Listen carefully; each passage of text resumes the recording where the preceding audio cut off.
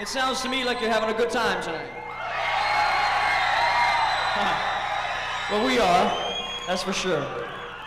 Right now we're going to take you back to the first album, and I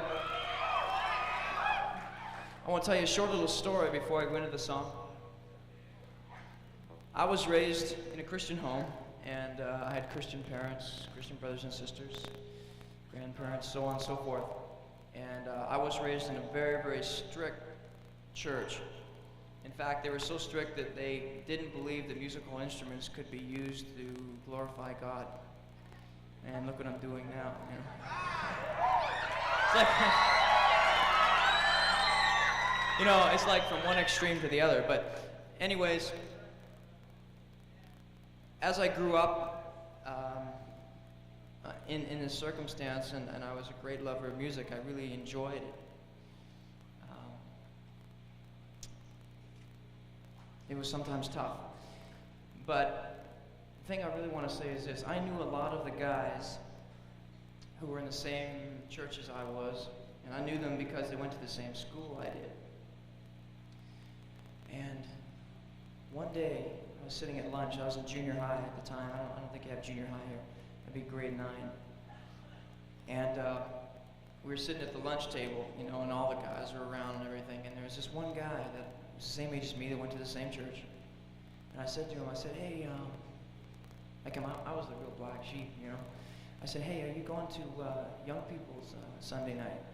He goes, shh, shh, shh. See, all his friends were sitting around. Now this guy that was sitting across the table from me was the goody-goody of the whole church. So he knew exactly what to do at the right time. He was up there singing, leading the singing, you know. And he always wore a nice suit, you know. And when he walked in, you know, he looked spiritual, you know, like, you know, and you know when you start to sing, it's really spiritual when you get up on the tiptoes, you know. I mean, when you just kind of, man, you think, man, that guy's spiritual. Look at that guy. Oh, man. That's what he was like. And I didn't go for all that nonsense. I like to be a real person, and I want God to see me that way. He does see me. And I don't pretend to put on any kind of show for anybody. That's why they thought I was a little off the end. But that guy didn't want his friends to know that he was a Christian. And that really bugged me a lot. Because I had no bones about making my friends known making it known to my friends that I was a Christian. And they never hassled me about it. But that really bugged me. It bugged me so much that I wrote a song about it. Actually, Bill wrote the music and he brought it to me. And I had these words that I had to unload from my heart because it was cutting so deeply after all those years. By the way, my whole family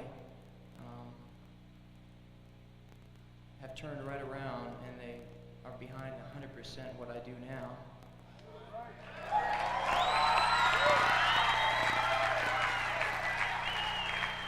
Mind you, they still go to the same church, and the church that they go to is filled with beautiful, wonderful Christians. They're just a little too tight for my liking, but the fact is they saw reality. They saw people, friends of mine, that were real live Christians that lived it day in and day out. And they didn't see any acts or any kind of phoniness.